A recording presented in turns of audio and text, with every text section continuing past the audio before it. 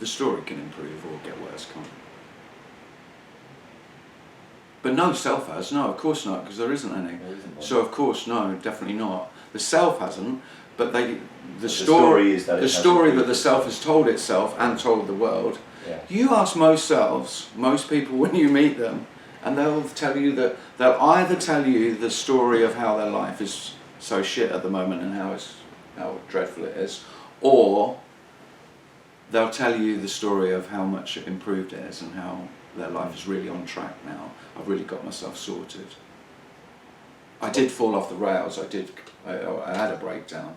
I was in bits, but now I pulled myself together, and now I'm on track, and I've really got my life together now. And actually, what I've got planned means that it's going to even get No, and they'll tell you what's coming next, yeah. where it's just going to get better and better and better. It's funny, isn't it, when you get together with your friends that you haven't seen for some time.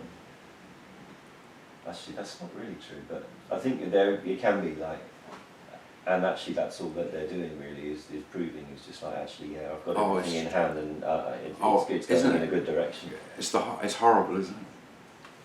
Oh, I find that horrible. It was all one-upmanship, particularly with men. Men are dreadful. Women do it with I was being sexist. Women tend to, because women, on the whole, judge with relationships, so they'll talk about their new lover or how well their children are doing. And men will always talk about their golf handicap and their new car and where they're going on holiday and how much it costs. Usually. Or their great new job. Don't get me wrong, women would do the same, and men would perhaps do the same with children, but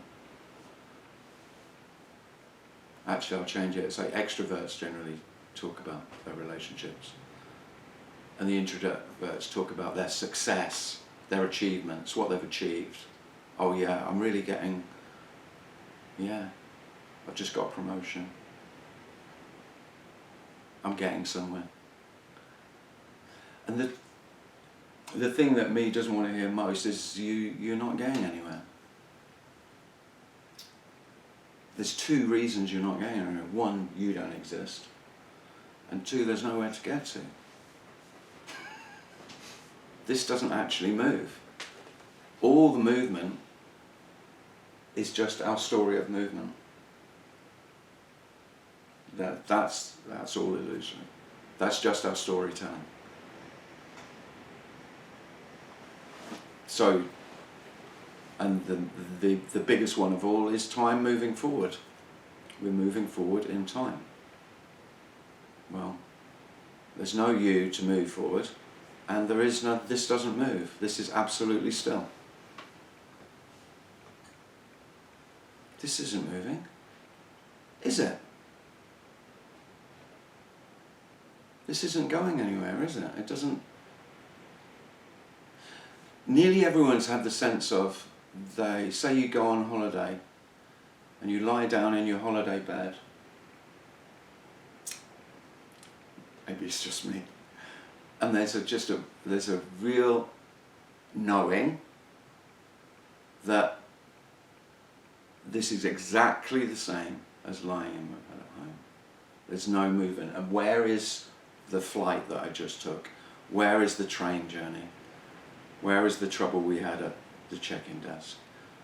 Where is all that? It's not. There's no movement. Yeah, but it's nicer surroundings. Not necessarily, but yeah, good. That's the promise of a holiday, is just like, actually, there's a beach like 100 yards away, and I'm going to have such a good time. When I get to that beach, actually, I'm just going to lie in the sun. I mean, there are a few downsides to this. You can't have that. I remember the anticipation. I can't wait for that. You know, the anticipation is much better than the reality for nearly everyone, particularly with holidays. Your anticipation of what might happen on a holiday and how wonderful it could be, or a night out, who you might meet, how great it would be, the time you would have. It's nearly always, not always, but nearly always better than how it actually turns out to be. This is what I was alluding to. And of course, pardon? That's what I was alluding to about promise. Yeah. Yeah, there's none of that. There is the anticipation No. for me. Yeah, that's what I'm saying. Oh, yeah, yeah. There's not here, no. So I've been, seemingly, the planning of this, because, you know, we talked about that yesterday. There's no future, so... How did this come about? Well, it just came about, but I tell you what is absent is, which you could say is a negative, is all that anticipatory excitement about how it's going to be, because that's always for me imagining scenarios of perfection. And of course, all that does is set up disappointment. But it's not, so Equally. the absence of me is not all positive. So you don't get the disappointment that you used to get when it's not as good as you imagined it would be, but you don't have the thrill of the imagining. How do you lose that? So that doesn't happen. It doesn't happen here anyway. No. And you could say, but I only miss that if I think about it and remember what that was like. And I can remember how excited I would be. Overexcited tone? Oh. Can you imagine it? Yeah. How overexcited would I be? Incredibly excited. Like off the scale. And I'm the other end of the thing. I get incredibly anxious, don't I? Yeah. And equally so, because you're anticipating a scenario. Yeah. And it can be the other way, where Yeah. you like if you have visitors, and I get very socially anxious about that, you know. And Yeah. so it can be equally anticipating of a good time. Oh, people are going to see me, you know, and see who I really am, and all Yeah. that. So it can be equally that, and to learn that it's okay to be who you are. Just be okay with what you are. It's just that's an equally, I've found a big help to think about. So what there is a lot of space without all of that. You realise that, oh yeah, life was filled with a lot of imagining the future. Either anxiety or hope and excitement about what might be. Oh, sure. Hi, Oh, mate. Hello. Hiya, bud. Do you want to, should I make you a coffee?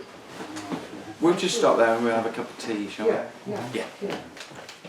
I didn't mean to disturb you. You alright?